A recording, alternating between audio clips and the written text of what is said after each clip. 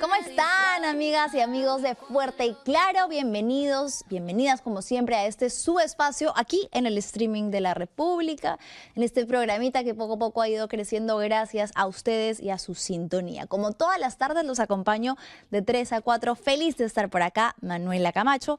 Hoy vamos a abrir con una noticia que está en desarrollo y que nos tiene un poco preocupados, ¿no? Ha habido hace pocas horas un sismo de 6.1 grados en Ica como epicentro que ha dejado grandes daños materiales. Abrimos el espacio para que, por supuesto, ustedes nos puedan contar desde su casa si se están contactando desde Ica o desde cualquier otro lugar del Perú en el que hayan sentido el sismo, para que nos cuenten cómo lo vivieron, si tienen videos o si quieren hablarlo en los comentarios. Tenemos algunos de los videos que nos han estado haciendo llegar, por ejemplo, daños que hubo en la UTP. A ver si podemos ponerlos en pantalla para ver lo fuerte que se ha sentido este movimiento sísmico. Mira, se ha desprendido gran parte del techo, peligroso, ¿no? Para saber si habían personas alrededor que probablemente han tenido que evacuar ante el peligro de que se desprenda parte de la estructura del techo, con toda la parte de la columna destruida y pues de las piezas que conforman cada una de estas losas también en el suelo. Tenemos más videos de lo que también se vivió al interior de un restaurante de comida rápida, toda esta parte de la mampara del ingreso que tras el sismo quedó destruida. Nuevamente reitero, esto siempre evidencia un peligro, ¿no?, de instauración de las instalaciones y de los cuidados que tenemos que tener cuando hay un movimiento telúrico y las responsabilidades de la evacuación y el colocarse en un lugar seguro, el reaccionar calmados, no siempre es sencillo, pero al ponerse en un lugar seguro en el que podamos evitar ser víctimas, por ejemplo, de esto, de desprendimiento de rocas, de parte de la estructura, en este caso una puerta de vidrio que se deshizo. Esto fue al interior de una botica muy conocida. Miren todos los productos, no solamente eso, sino cada una de las plataformas en las que se sostenían se fueron al piso. Ha estado bastante fuerte este temblor y evidentemente pues se ha sentido también en Lima y en algunas de las ciudades más cercanas o aledañas a Ica, con menor intensidad, pero sí también se sintió el temblor, donde evidentemente ha sido más fuerte, ha habido más daño material y estragos, ha sido en Ica. Tenemos algunos más que son ya fotografías de cómo las paredes también empiezan a formar ciertas grietas de las personas que sobre todo se encuentran en viviendas vulnerables, que suelen ser las más afectadas con estos fenómenos naturales. Mira ese forado que se armó ahí en una parte de una infraestructura enorme que se ha derrumbado y que ha dejado un hueco entre el espacio donde inicia y termina una de las casas. Este era un lugar de fotocopias donde felizmente las personas lograron evacuar a tiempo, salir y pudieron registrar ya desde afuera que esto estaba sucediendo. Así fue como quedó, se cayó gran parte de la pared. Como les decía, esta es información que tenemos en desarrollo de lo que viene sucediendo en Ica, y si ustedes nos quieren contar cómo han vivido, cómo han sentido el temblor, si han habido daños materiales o contar que están todos a salvo, siempre también las buenas noticias son bienvenidas. Pero bueno, vamos a ir esperando entonces que vaya llegando información a lo largo del programa y mientras tanto, por supuesto, tenemos que seguir hablando de política, de lo que viene para el Perú en breve, 7 de junio, queda muy poco tiempo con miras ya a la segunda vuelta. Querido Switcher, ¿me confirma si tenemos ya conectada a nuestra invitada del día de hoy para poder presentarla? Excelente. Entonces le quiero dar la bienvenida a Catherine Segarra, quien es politóloga, con quien voy a poder analizar un poco de lo que ha venido sucediendo en los últimos días. Catherine, ¿cómo estás? Muy buenas tardes y mil gracias por conectarte con Fuerte y Claro. No la escucho a Catherine. Perdón, ahora sí. Ahora sí. Buenas tardes, bueno, buenas noches desde aquí, que estoy en Madrid, es un poco más tarde, pero Oh. siempre siguiendo las noticias de Perú, siempre preocupada además por esa segunda vuelta que nos genera mucha incertidumbre. Estamos ante dos situaciones extremas, uno de izquierda, uno de derecha, pero con la característica en común que son candidatos poco democráticos, ¿no? Y además con poco interés por fortalecer las instituciones, así que bastante preocupada por lo que se va a venir los próximos 5 años, si es que alguno de ellos termina su mandato. Sí, Catherine, creo que ha sido un escenario en el que pues coincidimos de repente con algunas visiones de politólogos. Se repite un poco la fotografía del 2021 y ninguno de los candidatos logra ser realmente representativo de la voluntad popular por mayoría. Va a estar muy reñido ahí el tema y quizás, no sé cómo lo ves tú, pero algunos análisis apuntan a que el protagonista va a ser nuevamente el antivoto, ¿no? Un sector que tiene un temor hacia la opción de izquierda, que tiene un discurso de, bueno, fuga de capitales, comunismo, etcétera. Un sector que es más bien un rechazo generalizado a Keiko Fujimori, a la herencia de la dictadura fujimorista, y que lo que va a primar es el antivoto. El yo no quiero que sea este, no respaldo al 100% a este candidato, pero no quiero de ninguna manera el otro. ¿Cómo lo ves tú? ¿Qué percepción tienes? Sí, exactamente, eso es lo que sucede en parte porque si se dan cuenta, o sea, no llega ni al 30% de representación de votos válidos y en ese sentido está claro de que son candidatos muy pequeñitos, es decir, han pasado la segunda vuelta con un poco más de 10% en el caso, por ejemplo, de Roberto Sánchez. Entonces hay que considerar que realmente no son representativos.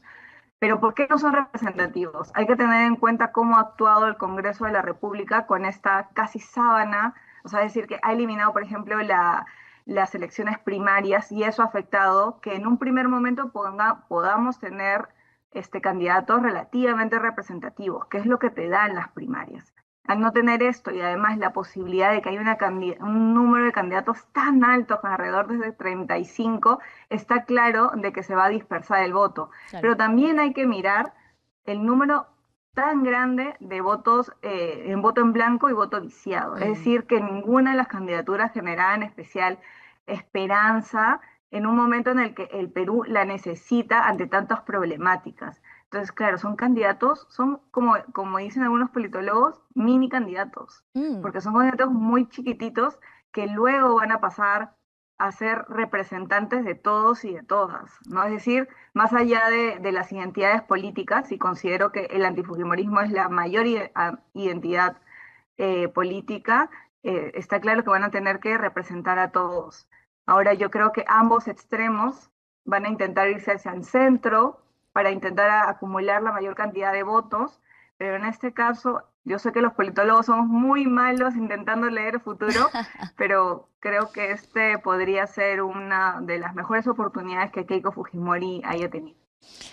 Sí, quizás también había un poco esa lectura, ¿no? Que señalaba que el antifujimorismo se había reducido o que ya no tenía quizás tanta vigencia. Yo no sé si eso sea del todo cierto, pero sí podría ser uno de los pocos escenarios en los que además Keiko está jugando aparentemente bien sus cartas, está haciendo la estrategia de aparentar ser demócrata, de respetar los Bueno, resultados, ¿no? Hasta ahora porque ya estaba en la primera vuelta.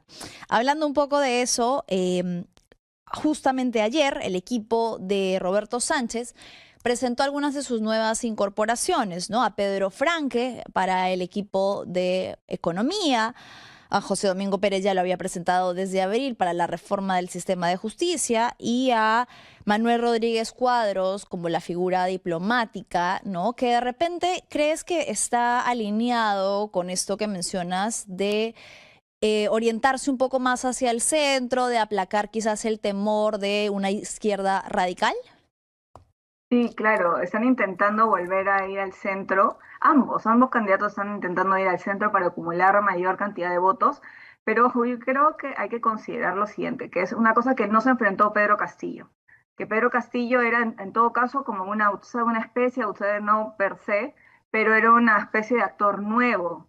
En cambio, los peruanos ya hemos vivido un gobierno de Ujú. Castillo que no ha sido especialmente bueno, de hecho ha sido bastante malo donde ha estado como una figura dentro del Ministerio de Economía Pedro Franque. Sí. Entonces, en ese sentido, no existe una novedad especial por parte de Roberto Sánchez, del equipo de Roberto Sánchez.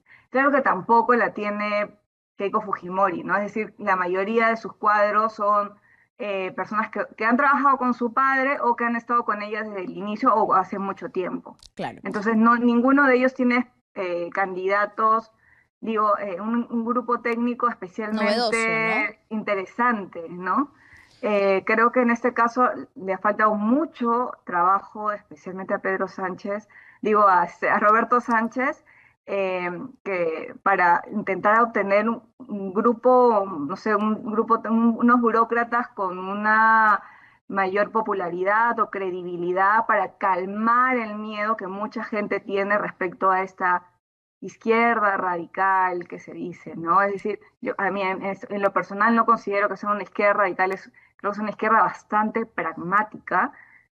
Roberto Sánchez ha podido trabajar mucho tiempo en un congreso este, plagado de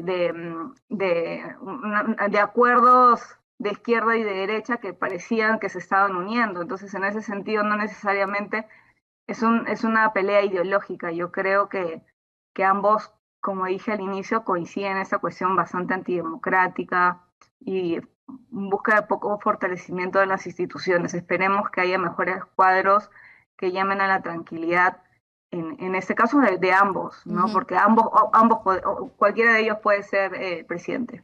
Sí, está bastante peleado, sobre todo en el grupo de los indecisos, ¿no? Creo que ahí finalmente va a estar la decisión final. Catherine, aquí un poco tenemos la dinámica de informar a la audiencia, mostrándole algunas cosas que van pasando en la coyuntura y reaccionando, ¿no? En la línea de lo que tú decías, hay como una mochila que parecía ser pesada para Roberto Sánchez, que era la figura de Antauro Humala. Ayer él ha estado en un evento en la embajada suiza, me parece, chicas me confirman, sí, y tuvo unas declaraciones para deslindar un poco. Cada vez, o sea, ya lo ha hecho antes, ¿no? Pero es como es un cuco medio recurrente, entonces cada vez que puede o que le preguntan, él deslinda. Vamos a escuchar lo que dice y vengo con tu reacción. Antauro Humala no forma parte del partido. Es un ciudadano, un compañero que ha venido pues con sus propias fuerzas nacionalistas integrando, sumando el trabajo en esta primera vuelta, ¿no? Él mismo ha referido que él es un colaborador sin condiciones. Él mismo ha referido que no le interesa ni un cargo ministerial. Él es un patriota, un peruano que contribuye. Evidentemente, la responsabilidad son nuestras, con nuestros afiliados y la gente a quien nosotros vayamos propiamente constituyendo un buen plan de gobierno con voceros y voceras, que en los próximos días, además, estaremos en condiciones formalmente de presentar. ¿Cuál es su postura actual sobre el Andahuaylazo? Bueno, mire, bajo todos los estándares, jamás el camino de la violencia será un camino que debemos de recorrer. Creemos que hemos tenido un periodo muy cruento, lamentable, y mi lucha como estudiante universitario, como mis comunidades donde me he encontrado en la universidad, siempre ha sido a favor de la paz, contra la violencia y la muerte, venga de donde venga. ¿Se rectifica entonces al decir que esto fue una gesta política, como lo hizo en su momento? Mire, ya se ha hablado que ese delito político con todas sus implicancias, ¿no es cierto?, el ciudadano ya pagó sus culpas, ¿no? Entonces, tampoco pues seamos más papistas que el Papa levantando un San Benito solamente por una pues displicencia política, ¿no? Para nosotros está claro. Gracias, yo no he formado parte del Andahuaylazo.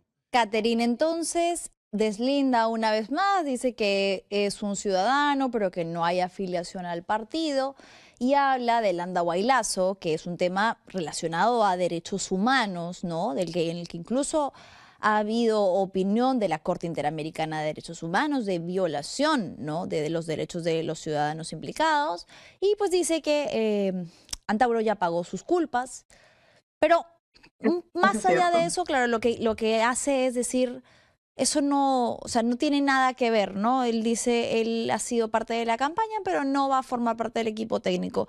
Creo que es como su mochila, valga la redundancia de la expresión metafórica, más fuerte. ¿Cómo lo ves tú?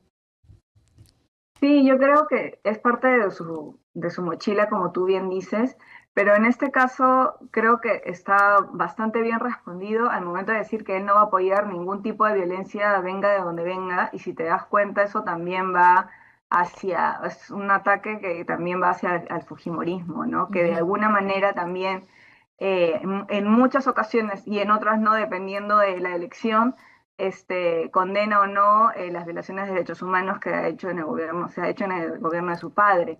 Entonces, esto me parece muy importante que se siga reforzando que la violencia no es parte o no debería ser parte de la búsqueda de cambios, eh, y que no se va a aceptar en ninguna circunstancia, ni tampoco de la izquierda. Y claro, también hace este deslinde, ¿no? Es cierto de que Humala ha pagado sus culpas, sí, ha estado en un proceso de prisión y ha salido en libertad, tenemos que pensar en eso. Pero también es cierto de que no es una persona especialmente democrática para nada, Mm. y en ese sentido es importante de que se deslinde de él, ¿no?